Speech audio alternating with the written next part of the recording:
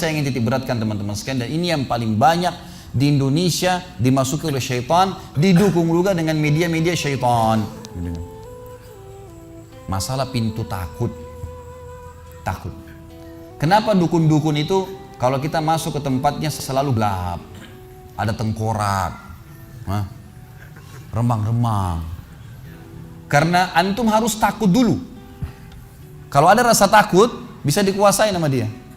Tapi kalau tidak takut gak bisa. Orang yang mau dihipnotis, kalau akidahnya benar gak bisa dihipnotis tuh.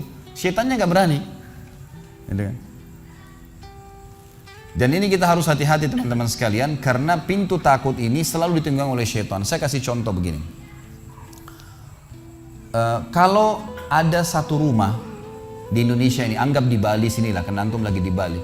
Ada satu rumah teman-teman sekalian, di situ ada orang bunuh diri, gantung diri. Kira-kira mau beli rumahnya nggak? Jawab jujur ya.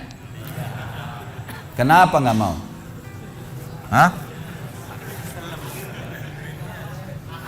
Setelah saya jelaskan malam ini, beli besok ya. Diskonnya buat saya. Baik.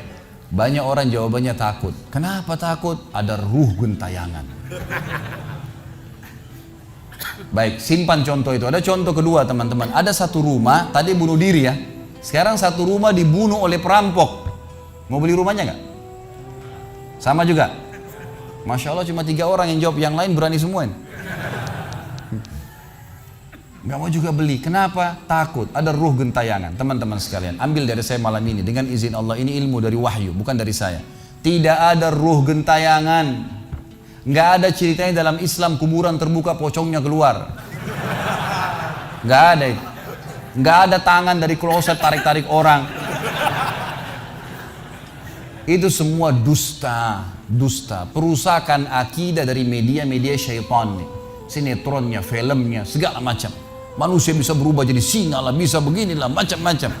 Dusta, dusta, nggak ada dalam Islam, nggak ada. Dari mana dalilnya? Nggak ada ruh gentayangan. Baik, dengarkan hadisnya. Hadis yang mulia, hadis riwayat Bukhari.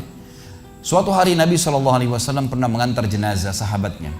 Waktu jenazah tersebut ditaruh di kuburan, kata Nabi SAW, kalau seseorang mukmin meninggal dunia, siapa orang mukmin teman-teman sekalian? Orang yang sudah menggabungkan antara rukun Islam sama rukun iman. Kalau antum syahadat sudah, muslim, alhamdulillah, sholat 5 waktu, zakat, puasa Ramadan, haji, sudah dikerjain. Ditambah dengan keimanan, yakin Allah ada, yakin malaikat ada mencatat, yakin diturunkan dalam Al-Quran, yakin ada Rasul yang mengajarkan Nabi Muhammad SAW, ada diterima pahalanya hari kiamat, maka itu namanya mukmin. Gitu kan? Ditambah dengan mengimani qada dan qadar. Kalau ada orang sholat, Allah ada nggak ya? Malaikat catat nggak ya? Hari kiamat saya terima nggak? Ini masih muslim, belum mukmin, masih level di bawah. Pertama muslim dulu baru mukmin. Makanya dalam hadis disebutkan ada iman, ada Islam, ada iman, ada ihsan, gitu kan? Ini level-levelnya. Nah kata Nabi SAW, kalau orang mukmin menggabungkan antara rukun Islam sama rukun iman, sholat yakin Allah ada, sholat begini dan seterusnya, maka akan datang kepadanya 3 sosok malaikat pada saat meninggal. Dan ini teman-teman bukan dongeng saya ceritakan, ini hadis Nabi, berita wahyu yang pasti kita semua akan saksikan. Demi Allah ini benar, ini wahyu, gitu kan? Malaikat datang, di kiri kanannya malaikat rahmah yang membawa kain kafan dari surga, yang satu malaikat maut di ubun-ubun kepalanya sambil berkata, ya ayyatuhan nafsul mutmainnah irji ila rabbiki radiyatan mardiyah. Hai jiwa yang baik, keluarlah kepada rahmat dan pengampunan Tuhanmu. Kata Nabi SAW, ruhnya keluar lebih mudah daripada air dari mulut kendi, cepat sekali. Begitu keluar, belum sesaat keluar ditangkap oleh malaikat rahmat, dibungkus dengan kain kafan dari surga, dibawa ke langit. Begitu dibawa ke langit, menembus 7 lapis langit, semua malaikat-malaikat di atas langit sana berkata, ruhnya siapa ini? Sungguh mulia ruh ini. Kenapa? Kata Nabi SAW, karena ruh itu mengeluarkan bau yang lebih wangi daripada bau kasturi. Semoga kita semua insya Allah termasuk. Maka kata Nabi SAW, malaikat rahmah mengatakan ini fulan bin fulan, namanya yang paling mulia di dunia. Lalu kemudian ditembuskan sampai langit ke-7, lalu kemudian terdengar suara dari langit ke-7. Allah Azza wa Jalla berkata, catatkan hambaku termasuk penghuni surga, kembalikan dia di dunia, di sana saya ciptakan, di sana pula saya akan bangkitkan. Diantar ruhnya bersamaan jasadnya, diantar oleh kerabatnya. Baru 3 langkah mereka jalan dia masih bisa. Ruh ini masih mendengarkan suara sendal mereka. Lalu malaikat datang mendudukkan dia lalu berkata, siapa Tuhanmu, siapa nabimu, apa kitabmu. Lalu dia kalau orang beriman kata Nabi SAW, Allah berfirman, yuthabbitullahu alladhina amanu bil qawli tsabit fil hayatid dunya fil akhirah. Allah akan tetapkan jawaban di lisan orang-orang beriman di dunia. Kalau dia belajari agama ini lalu ditanya kenapa kau sholat, kenapa kau puasa, dia akan punya jawaban dari wahyu. Dan di akhirat kata ulama tafsir adalah yang dimaksud pertanyaan mungkar nakir atau malaikat di kuburan. Ringkas cerita adalah dia akan menjawab Tuhanku Allah, Nabiku Muhammad, kitabku Al-Quran. Pada saat dia jawab jawaban itu teman-teman sekalian, maka tiba-tiba saja kata Nabi SAW, malaikat tersebut membukakan baginya pintu neraka. Azab, siksaan, orang teriak-teriak, api yang berkobar-kobar, dia ketakutan. Kata malaikat, lihat dari apa Allah selamatkan dirimu. Karena kau beriman, kau nggak jadi masuk sini, ditutup. Supaya dia tahu nih, kalau dia berbuat salah akan masuk situ, ditutup. Dibuka pintu surga, dayang-dayang, permadani, istana yang luas, luar biasa. Dia gembira. Lalu kata malaikat, kau akan masuk di sini. Maka si mayit tersebut pun berdoa mengatakan, ya Allah cepatkan waktu, karena aku ingin masuk ke dalam surgaku.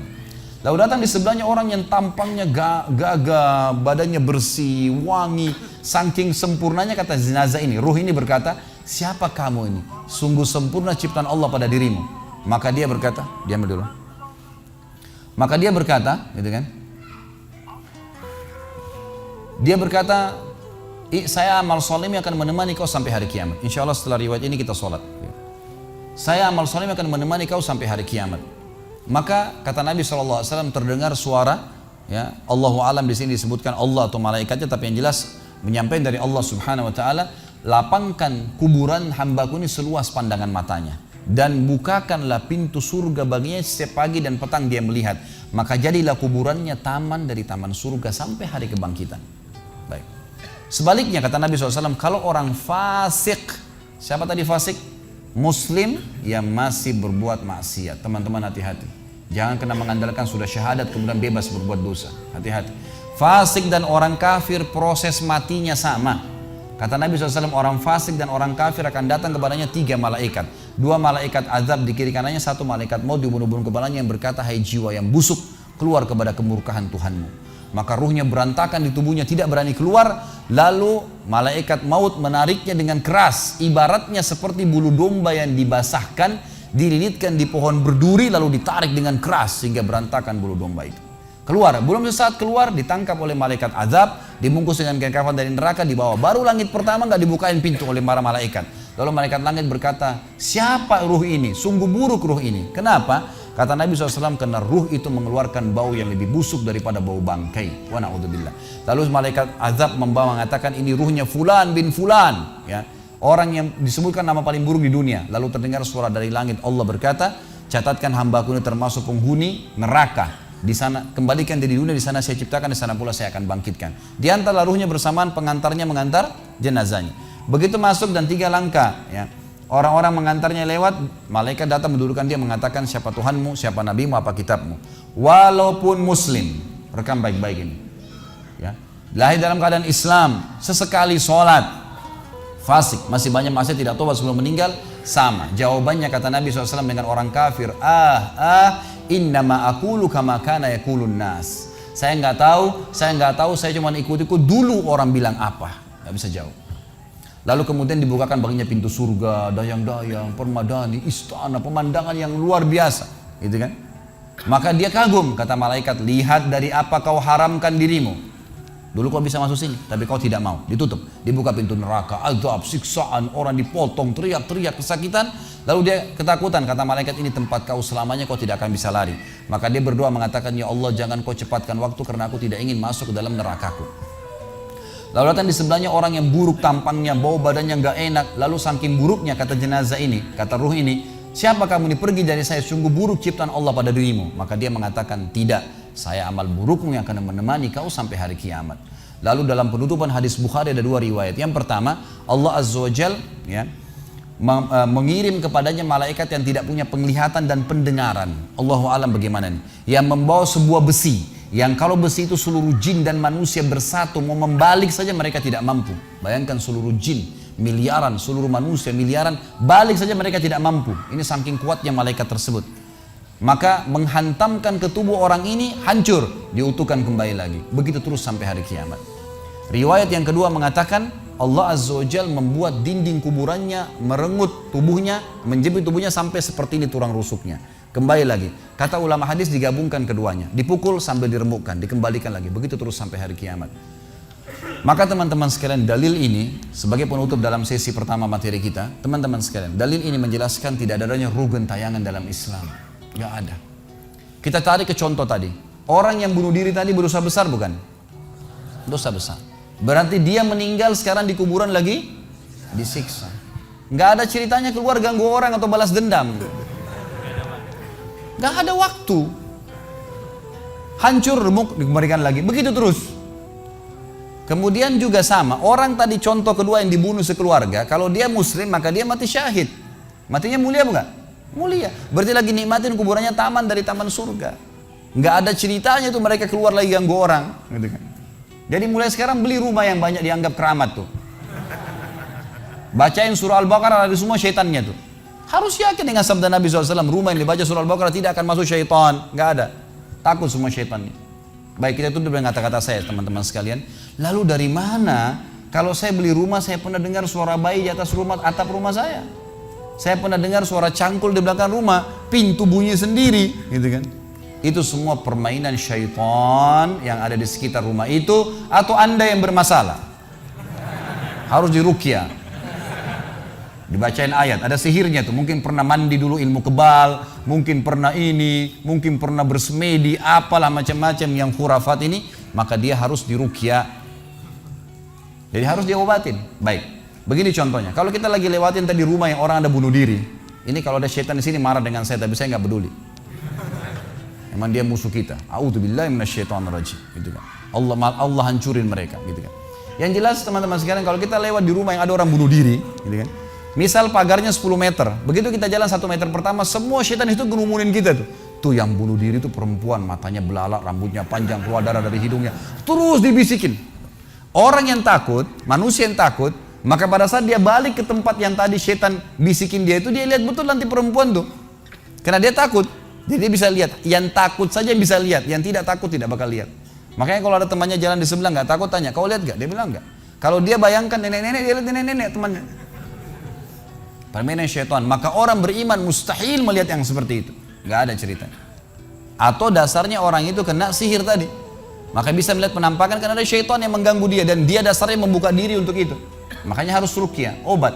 Gitu kan? Ada metode pengobatan, tentu bisa lihat di YouTube, ada ceramah saya, ruqyah syariah, ya, nama saya diketik, insya Allah ada tata cara yang sudah saya ajarkan caranya mengobatin itu.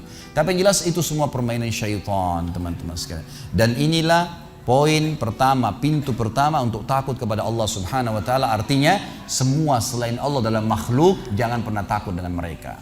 Syaitan pun yang biasa dianggap menakutkan bagi manusia itu dusta semua.